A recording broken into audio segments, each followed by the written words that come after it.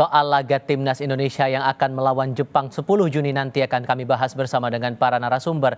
Bergabung saat ini pengamat sepak bola Roni Pangemanan dan mantan pemain timnas Indonesia Peri Sandria. Selamat malam semuanya dengan Tifal, apa kabar? Selamat malam, Tifal. Kabar Terima baik. kasih semua sudah bergabung bersama kami kali ini. Bung Ropan, minggu lalu kita sudah sempat diskusi soal analisis dan juga data statistik timnas kita peluang ke putaran 4 terjawab sudah saat ini dan kita akan menghabiskan momen untuk putaran 3 ini melawan Jepang tanggal 10. Dan Patrick Kluivert sudah memberi sinyal bakal mengubah komposisi pemain. Menurut Anda akan sesignifikan apa perubahan komposisi ini saat kita diminta untuk bermain realistis melawan Jepang yang urutannya di 15, terlebih dia pemuncak grup C saat ini? Saya pikir agak riskan juga ya kalau Patrick Kluivert memilih untuk bisa merotasi pemain atau mengubah pemain. Kalau mungkin 1-2 dari pemain kita menghadapi Cina itu masih memungkinkan. Tapi kalau sudah mengubah 5-6 pemain, ini terlalu mencolok dan saya pikir akan berbahaya. Walaupun pertandingan ini memang hanya formalitas karena kedua tim kan sudah pasti lolos. Jepang lolos langsung, Indonesia lolos ke putaran keempat. Tapi bagaimanapun kan kita tidak boleh kalah dengan gol yang banyak misalnya. Artinya kita juga bermain imbang juga sudah bagus dalam pertandingan ini. Kalaupun kalah dengan tipis masih kita bisa terima gitu. Syukur-syukur kalau kita bisa membuat kejutan menang juga melawan Jepang. Tapi ini kan suatu hal yang sangat sulit. Di Jakarta aja mereka menang dengan 4 gol. Jadi kalau Jepang pun bermain dengan komposisi tim manapun, mereka punya kedalaman skuad yang lebih bagus tentunya dari kita. Jadi mungkin saran saya kepada Patrick Kluivert bahwa boleh saja dia mengubah, tapi jangan terlalu banyak. Jangan bereksperimen terlalu banyak. Sebaiknya dia mempertahankan dulu dari winning team kemarin untuk menjaga-jaga, paling tidak di babak pertama kita bisa mengamankan. Kalau imbang saja kan ini ada motivasi berlebihan. Baru di babak kedua dia mencoba pemain-pemain lain yang dirasakan perlu untuk mendapatkan jam bermain. Karena kan ini sudah ada pesan langsung dari Pak Presiden, Pak Prabowo untuk berjuang habis-habisan ya mendapatkan hasil yang positif di Jepang walaupun kita sudah lolos ke putaran keempat. Jadi ada permainan terbaik. Ya, kalau kita mengubah lagi atau Patrick mengubah pasti akan beda. Cara kita akan bermain juga dengan komposisi yang berbeda melawan Cina dengan dibandingkan Jepang. Karena ingat, kita menghadapi tim terbaik Asia.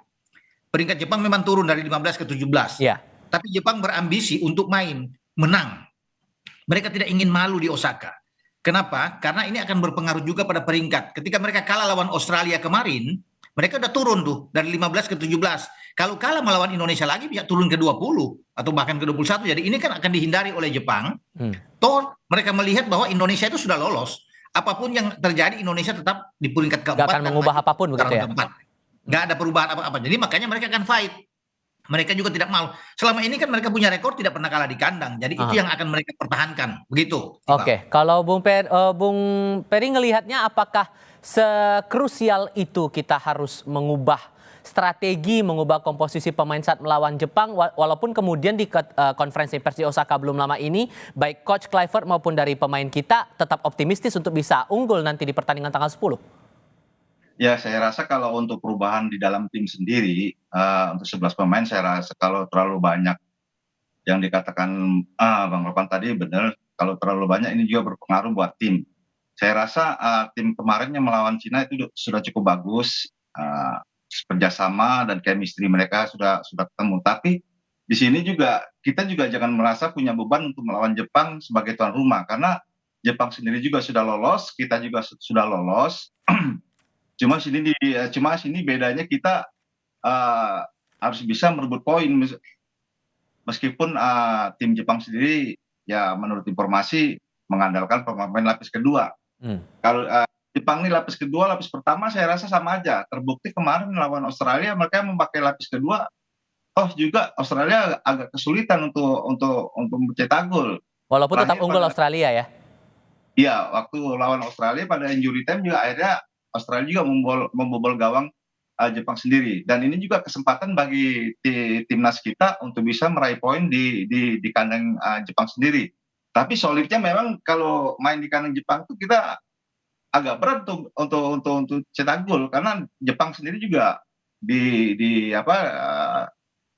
negaranya juga nggak mau dia kalah gitu loh di kandang sendiri gitu. Ini suatu rekor buat Jepang yang tidak terkalahkan di kandang. Tapi di sisi lain kita juga belajar dari pertandingan sebelumnya, Bung Ropan. Saat Ya. Jepang melawan Australia, malah Australia menaklukkan Jepang saat itu. Sesungguhnya belajar dari pertandingan itu, kita bisa memanfaatkan celah apa nih timnas Indonesia untuk bisa tampil dengan performa maksimal di tanggal 10 itu? Ya, jangan salah ketika Jepang datang ke Australia, mereka sudah enjoy, mereka sudah pasti lolos, sudah membooking tiket ke 2026 kan Piala Dunia di Amerika, Meksiko dan Kanada. Hmm. Berbeda dengan motivasi dari Australia. Australia turun dengan tim inti mereka harus menang.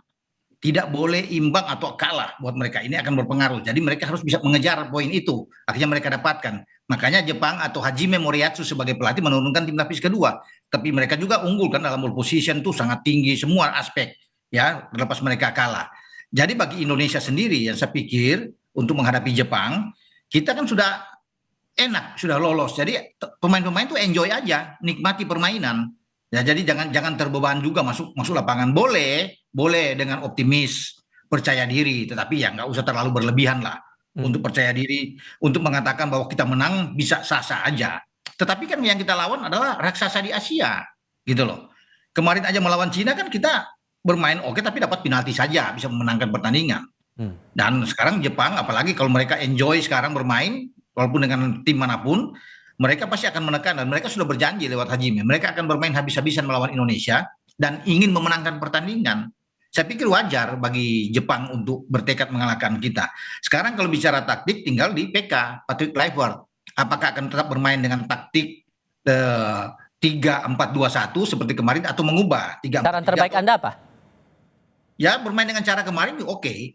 Ya, tetapi pemain-pemain yang dilepas juga kita akan lihat karena kan harus diingat Jai Itses dan Verdong itu sudah dapat kartu kuning. Iwal. Jadi kalau dipaksakan juga dan mereka mendapat kartu kuning, kedua dia tidak akan bermain di putaran keempat. Karena putaran keempat kan tim-tim bagus yang menghadapi kita, bisa Irak, bisa Qatar, ya akan kita hadapi. Jadi itu yang harus dipikirkan juga oleh PK dan kita sekarang sudah dapat Lino sudah masuk lagi dan Martin Pas. Jadi bisa aja ada perubahan-perubahan yang harus dilakukan oleh PK di dalam tim. Ya, tetapi itu saya bilang tadi, jangan terlalu banyak. Boleh, itu urusan PK, dia bertanggung jawab terhadap tim untuk mengubah skema permainan lah atau pemain-pemain merotasi. Tapi kalau sudah 6-7 pemain, nah ini kan akan lain cara bermain kita ketika tampil melawan Cina kemarin. Saya pikir mempertahankan yang the winning team kemarin masih oke lah. Tapi di sisi lain Bung Peri ada pernyataan juga dari Coach Hajime membaca pergerakan ataupun juga kemampuan dari timnas kita dari waktu ke waktu. Ia sampai bilang begini, pertama-tama Indonesia adalah tim yang sangat solid, tapi menurut saya Kapten Jai Itzes inti dari tim itu. Dan ia menyatakan sikap bahwa ingin para pemain fokus pada gol dan menerobos pertahanan. Sebetulnya kalau kita tangkap dari sisi lainnya berarti kan Jepang sudah memperhatikan bahwa ada perkembangan dari timnas kita kan sesungguhnya. Sehingga itu jadi bagian yang menumbuhkan optimisme buat Indonesia bisa perform maksimal di situ atau justru tetap harus ada hal yang lebih hati-hati lagi di sini Pak Jan? Ya, saya rasa Indonesia dalam terakhir di kandang kita 2 kali menang ini juga meningkatkan kepercayaan diri kepada anak timnas kita untuk meraih 3 poin melawan Jepang. Dan sebelum kita tandang ke Jepang, waktu kita kalah dengan Jepang 4-0, saya rasa ini sudah dievaluasi oleh pelatih Patrick Kluivert. Masalah taktik dan strategi itu saya rasa urusan Patrick Kluivert ya gitu. Cuman di sini kalau tadi bicara Bang Ropan 3-4-2-1 itu saya rasa itu sangat riskan sekali untuk melawan Jepang karena itu bermain terbuka gitu. Ini berbahaya gitu loh karena yang diharapkan oleh tim Jepang sendiri Indonesia kalau bisa bermain terbuka. Nah, saya rasa ini juga akan kembali lagi ke formasi 3-4-3. Ya, kita benar-benar bertahan dulu baru kita mengcounter gitu. Saya rasa itu begitu. Dan untuk Ijaz sendiri memang dia adalah suatu pemain kunci. Ini memang sudah diwanti-wanti oleh pemain Jepang agar bisa merapat terus ke barisan pertahanan dan akan menggedor terus di barisan pertahanan Skiredo, Jesse Ijaz dan Justin Hubner. Nah ini yang jadi persoalan buat Justin, buat saya dia adalah pemain yang sangat emosional gitu loh. Ini sangat sangat bahaya sekali untuk melawan Jepang karena di Jepang tuh mereka punya pemain-pemain yang punya trik-trik dan punya kecepatan pada saat duel 1 lawan 1. Sehingga menurut Anda, saya butuh penegasan Bung Peri, kalau Anda membaca performa dari tim Jepang dari waktu ke waktu, setidaknya selama babak kualifikasi putaran ketiga ini, hal apa yang perlu diwaspadai agar timnas kita bisa betul-betul mainnya bagus dan realistis lah untuk mengejar target? Saya rasa terutama kan kita lihat bahwa tim Jepang sendiri dia bermain cepat secara tim dan secara individu juga mereka tim yang paling solid, paling bagus. Yang harus diwaspadain untuk melawan Jepang nanti mereka bermain terbuka dan menggunakan kecepatan. Setelah itu juga mereka juga punya passing akurat. Ini juga harus diwaspadai dengan 1-2 sentuhan untuk pemain belakang ini berbahaya kalau udah kena 2 sentuhan. Oke, kalau Bung Ropan membacanya, kalau kita bandingkan dengan pertandingan saat melawan Tiongkok waktu itu, dari total 11 pemain, 4 pemain diturunkan, 4 pemain dari Liga 1 Indonesia diturunkan saat melawan Tiongkok. Apakah kemungkinan bisa lebih banyak lagi pemain dari Liga 1 akan diterjunkan bakal terjadi di Jepang, atau rasanya ya udah cukup 4 ini aja deh? Saya pikir yang 4 kemarin layak untuk bisa bermain ya lebih awal karena mereka menunjukkan performa terbaik ya. Kalau mengandalkan banyak pemain misalnya sampai 6-7 dan pemain Liga 1 juga ini kan akan merubah skema permainan tim kita dan itu harus dipikirkan matang oleh Patrick Kluivert. Ya kenapa saya bilang tadi dengan seperti skema kemarin ya dengan 3-4-2-1 kelihatan mereka bermain terbuka tapi ketika ditekan itu akan jadi 5 di belakang 5-4-1 meninggalkan oleh sendiri di depan. Jadi Egy akan bisa mundur untuk bisa membantu Tom Hai dan Pelupesi, demikian juga dengan Kambuaya. Jadi 4 mereka ada di tengah. Nah Verdong bisa turun ke belakang juga bersama dengan Jakub kalau kemarin ya. Sehingga mereka ada 5 untuk bisa mendampingi Jay, Justin Hubner dan Rizky Ridho. Jadi itu saya kira fleksibel. Kalau kita bermain dengan 3-4-3, praktis kita akan lebih banyak menunggu.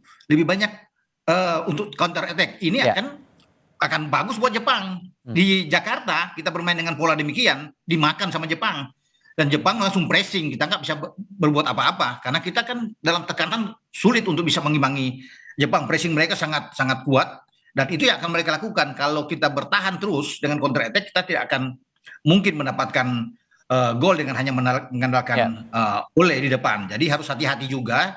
Semua berbalik kepada Patrick Kluivert untuk bisa memilih taktik yang pas untuk menghadapi Jepang. Terakhir Bung Peri, menurut Anda, kalau Anda mungkin bisa berpesan untuk timnas kita demi menjaga psikologis timnas kita biar tetap bermain yang judulnya tetap realistis itu tadi melawan Jepang, apa yang mau Anda sampaikan?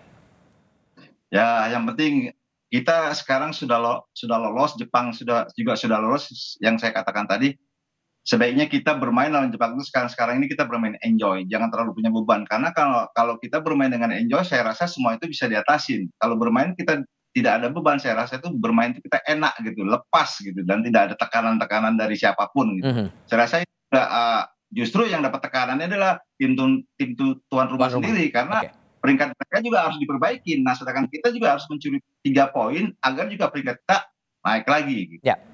Oke, semoga ada kabar baik lah untuk timnas kita di tanggal 10 nanti. Bung Peri, Bung Ropan, terima kasih banyak sudah berbagi pandangan bersama kami kali ini. Sehat selalu semuanya, selamat malam.